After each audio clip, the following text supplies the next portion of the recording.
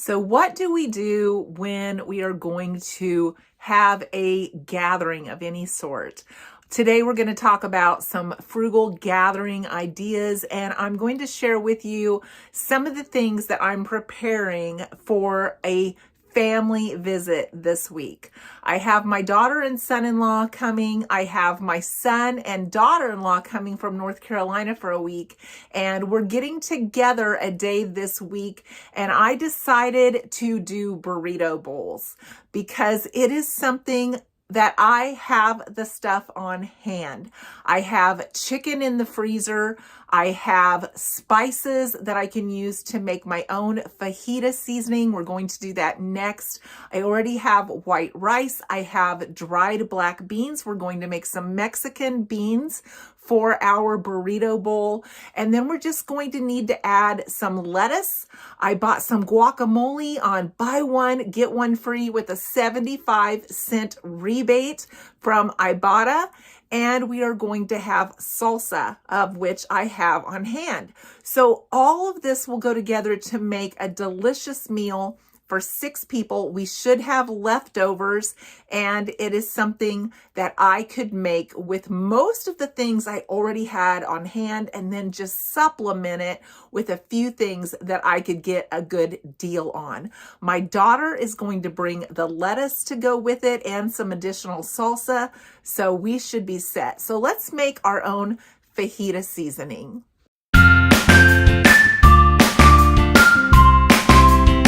So as you know, I like to use my own jars, and then I put on there what we are having, and I put I left the I out of fajita. I'll have to add that in there because that will bother me. But I like to put on there what the seasoning amount is that I need for recipes. So I need 2 tablespoons for 1 pound approximately when I'm making the meat. And we're going to be making chicken meat for this. I'm using a salsa jar. Now, sometimes it's hard to get the smell out of these, but since I'm making fajita seasoning, I don't care if it smells a little bit like salsa. In fact, that may even add to the flavor. So what we're going to need for this recipe is chili powder, paprika, cumin. I have my garlic powder in bulk that I bought in Mexico, oregano, onion powder, and you would want to have some cayenne pepper. I'm out of cayenne pepper. I'm just going to substitute with some red pepper flakes. So a lot of times you can make these recipes your own based on what you have on hand. And there's lots of different fajita mix bulk recipes for you to make and keep on hand, but buying those packets is so expensive when usually we have the ingredients we already need. Yes, I'm wearing a hand brace. I have a problem with my left wrist. It gives me a lot of problems from time to time. So I'm okay. This is just a normal thing that I'm doing. So let's get started and mix this up. Now you could also use your taco seasoning for this if you wanted to, but I actually wanted fajita seasoning. So I've taken off the lids on all of this to save a little bit of time. You can double, triple this recipe, however much of this you want to keep on hand. 6 months, it's a good storage kind of time frame, but if you wanted to freeze it, you could keep it up to a year. I don't really worry about the time frames on a lot of these things because I know the spices are still good well beyond that, but just as a rule of thumb. So we're going to start out by adding 2 tablespoons of chili powder. Then we're going to add in a tablespoon of paprika. And you can use smoked paprika on this as well. That also would give you a really nice flavor. But I'm just going to use the cheap regular kind, even though I have some smoked in the house. A tablespoon of cumin.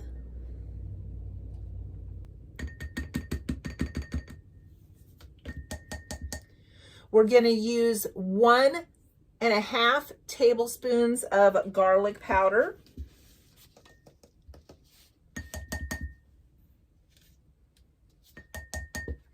And we're going to use 1 tablespoon of onion powder and 1.5 tablespoons of oregano. I'm just using my large tablespoon there and kind of eyeballing it. And then it calls for 3/4 of a teaspoon of cayenne pepper, but since I'm using red pepper flakes, I'm just gonna put in about a teaspoon of those just to give it a little bit of fire to it, but not too much. And then if you want, you can also add salt to this mixture. Some people like to add salt, some people don't. I probably will go ahead and add a teaspoon of salt. A lot of recipes call for a lot more than that. And then we're just going to mix this up, and it's not a huge amount, but I'm just gonna need 2 tablespoons per pound. And I'm going to show you the chicken breasts that I'm using next. They are so huge. I bought them on special and had them in the freezer. So there's our fajita mix. And then look at the size of these chicken breasts. I bought them and froze them. I'm going to cook 3 of these in the crock pot tomorrow. I'm going to debone them because they are on the bone.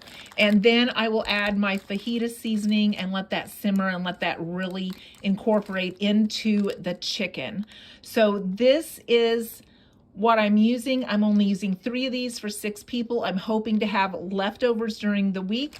And I know from experience when I make one of these and debone it, it makes a lot of chicken. So I think it will be more than enough for all of us. So next we are going to go ahead and make our Mexican beans. Now we're not eating these for a couple of days, but I'm going to make them today. 1, it'll be out of the way. The prep will make my day that I'm actually serving easier. I'll have more time to spend with company. And 2, the flavors will get even better sitting in the fridge for a couple of days. So I'm going to make these black beans from dried black beans. You also could do it from beans in the can. I just like to go the most frugal way. I have the time to make them, so why not save money while I'm making them? So let me show you how I'm going to throw these together. So some of these ingredients will repeat from the fajita recipe, as you know, because we're serving a Mexican dish. So I have some black beans in here. I probably have about 16 ounces, maybe a little bit more, like 1 package of black beans. And to that, I'm gonna add about half of a large diced onion. And then I'm going to add a large can of Rotel. I bought this on sale at Ollie's. I haven't had a huge use for Rotel, so I'm gonna mix this in because I'm not sure if I'm going to be able to find fresh tomatoes on sale at a good price. So this way we'll get our tomatoes in our dish. And I think this will be an absolutely delicious addition to that. And then I'm going to add a tablespoon of garlic powder,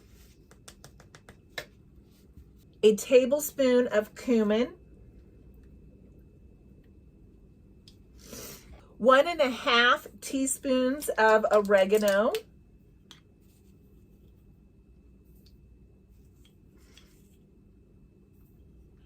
a teaspoon and a half of salt,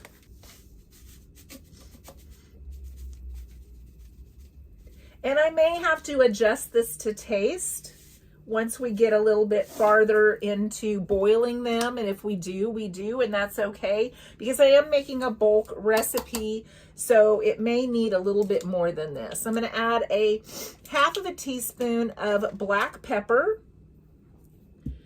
and I'm going to add a half of a teaspoon of red pepper flakes.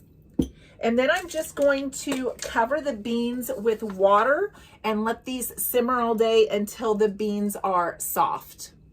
I'm just gonna mix all of those flavors in there together, and I'll add water as I need to as the beans absorb them. Since I just came home from my 19-day car camping trip, I haven't had a lot of time to prep things, So I didn't soak the beans ahead of time, but it will be okay because I'm home all day and I can keep a close eye on them. For another meal, I'm going to use these butterfly pork chops that I picked up for $2.79 a pound. I'm going to cut them in half, so I will end up with 8 pork chops here. And I'm going to take half of the onion that was left over from the Mexican beans. I'm going to layer it in my crock pot and add a half of a cup of chicken broth, and then put my pork chops on top of the chicken broth and the onions. And since I'm making 8 pork chops instead of 4, I'm going to increase it to a cup of chicken broth. And then I'm also going to put in a packet of Hidden Valley Ranch seasoning. I had this on hand already. And I'm going to put this in, and then we're going to let this cook for about 4 hours on high. With our pork chops tonight, we are having fried potatoes, peas, and here are our pork chops, and they smell wonderful. Now I'm going to get this chicken going for those chicken fajitas, and this is what I mean. Look how huge these chicken breasts are. They fill up this big crock pot, and I'm going to add about a cup or 2 of water on them, and then turn them on a high and just let them go. I have the chicken deboned and in the crock pot. And I weighed it out, and it weighed out to be 12 pounds of chicken. So I added in my fajita mix with a little bit of water, and we're just gonna let that warm for lunch. I'm reheating the beans. We're going to use the Instapot for the rice, and all that leaves is dicing up some tomatoes and pulling out the sour cream and the guacamole because my daughter's bringing the lettuce. And here is the finished burrito bowl. Doesn't that look delicious? So just a recap on what I do when I'm going to have a gathering so that I can afford it on a low income. I'm going to look at things that I already have in my pantry and my freezer. I am going to plan menus around what I have that will feed a group of people that I already have on hand. Then I'm going to look at what fillers I need, if any, to buy at the store that I can get on a good deal or promotion or a rebate to save money. And I'm also going to ask attendees to bring something. And it doesn't even have to be something large. My daughter is just going to bring lettuce, and she's going to bring salsa. Well, that's going to help me because I don't have to buy the lettuce. And if they want salsa other than the kind that I have, then there'll be another option. So it doesn't have to be a big thing to still be a huge help. I hope that this video has helped you in some way today. Give me a thumbs up if you've enjoyed it, and I hope that you'll join me for another video in the future.